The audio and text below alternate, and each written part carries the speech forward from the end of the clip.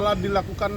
laporan di SPKT Polda Metro Jaya pada tanggal 7 Juni 2024, kemudian tim penyidik dari Subdit Cyber di Treskrim Khusus Polda Metro Jaya melakukan serangkaian kegiatan penyelidikan dan penyidikan untuk mencari dan menemukan bukti yang dengan bukti itu dapat membuat terang tidak terjadi dan menemukan tersangkanya. Dan pada tanggal 10 Juni 2024, pada hari Senin, di pukul 01.20 dini hari, tim penyidik Subdit Cyber di Treskrim Khusus Polda Metro Jaya berhasil melakukan upaya paksa penangkapan terhadap tersangka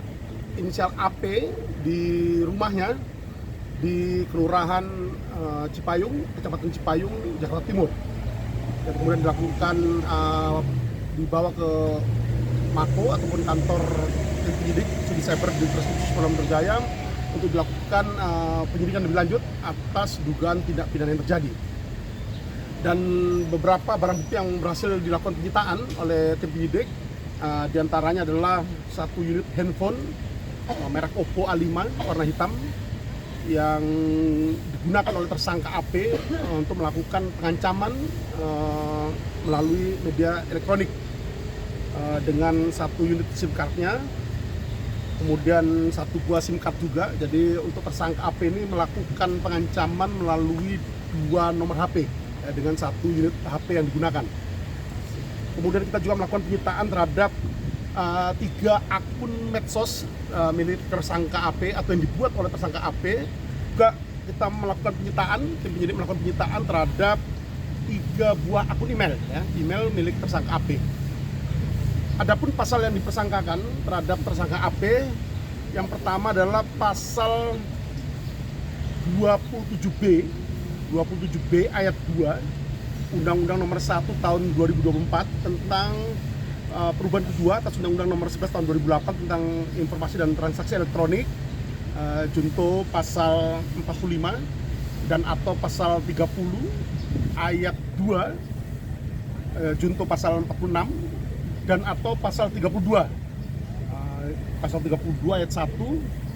junto pasal 48 Undang-Undang ITE. Jadi sementara ini untuk motif daripada tersangka AP dalam melakukan tindak pidana yang terjadi, yaitu berupa pengancaman terhadap pelapor atau dalam hal ini korban sendiri, itu sementara ini adalah motifnya adalah ekonomi. Di mana untuk tersangka AP ini modus operandi yang dilakukan adalah melakukan akses ilegal, meretas sistem elektronik yang berisi informasi ataupun dokumen elektronik pribadi milik pelapor atau dalam hal ini adalah korbannya sendiri, dan kemudian informasi ataupun dokumen elektronik pribadi milik korbannya ini digunakan untuk melakukan pengancaman melalui media elektronik kepada korbannya, yang dilakukan itu melalui perantara manajer ataupun asisten korban untuk meminta korbannya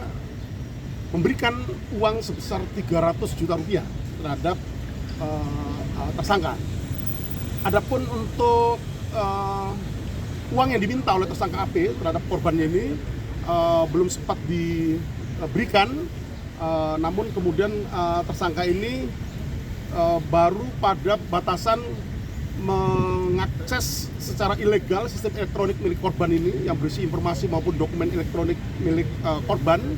kemudian diupload di 3 akun medsos milik tersangka AP, baik itu IG maupun Twitter termasuk TikTok. Dan kemudian tersangka melakukan screenshot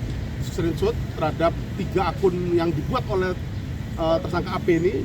yang dibuat private, kemudian dikirimkan kepada manajer ataupun asisten daripada pelapor ataupun korban ini untuk melakukan pengancaman terhadap korban untuk memberikan uang sebesar 300 juta rupiah.